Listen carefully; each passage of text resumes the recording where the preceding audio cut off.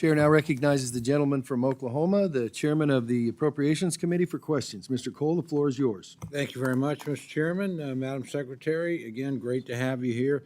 In your service, you've prioritized detaining and removing literally the worst of the worst in our country that have arrived here illegally, including those that have committed violent crimes against our fellow Americans.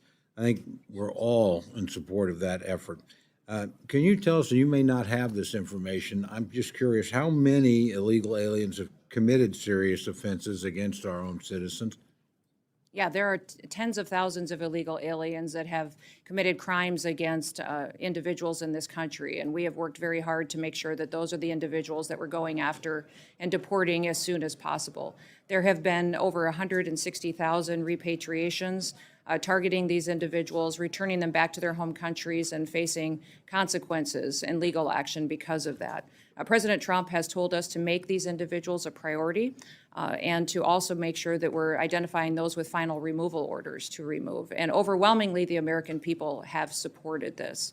One of the things that I would say is that was unfortunate was the Biden administration closed an office within ICE that helped us better track criminal activity by illegal aliens and to give resources to those families, to let them be informed on when cases were in court, if the perpetuator of their crime was going to be released, if they were in custody. The Voices office within ICE was opened under the first Trump administration, and President Biden closed that office, I believe, to cover up exactly how many crimes were committed against people in this country by illegal aliens.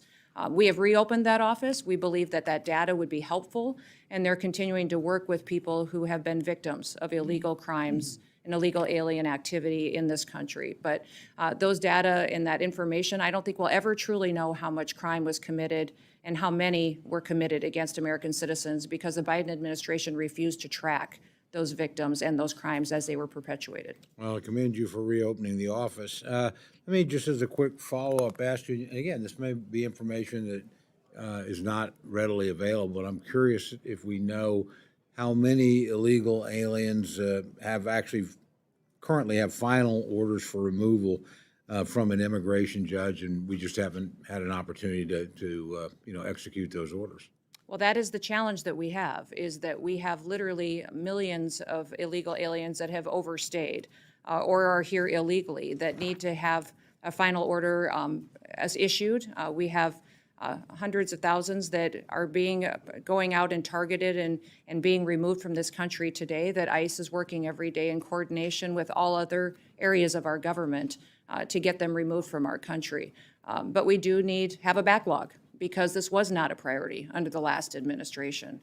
So we have up to 1 million cases that are backlogged that need to be processed by an immigration judge in an immigration court in order to make sure that we are having those final removal orders and that we can take action on them.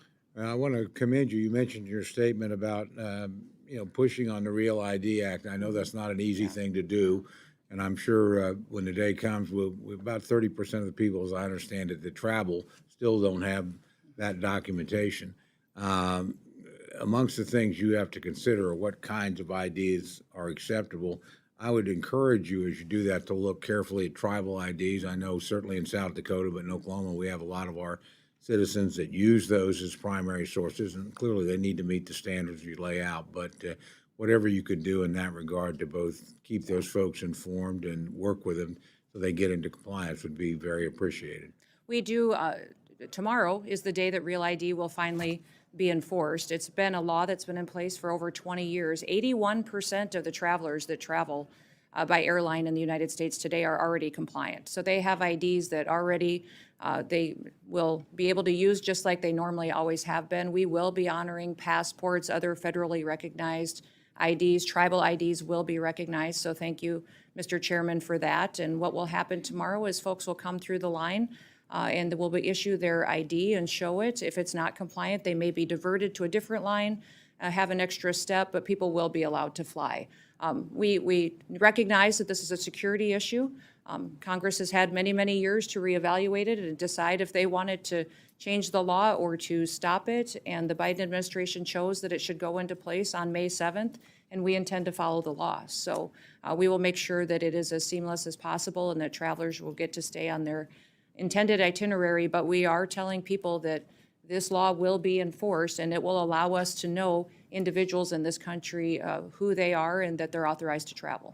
Well, I'm about out of time, so I'm going to mention a quick thing and then probably submit it for the record so you have time to respond. I am very interested in the BRIC grants, which again, we did pass when President Trump was there.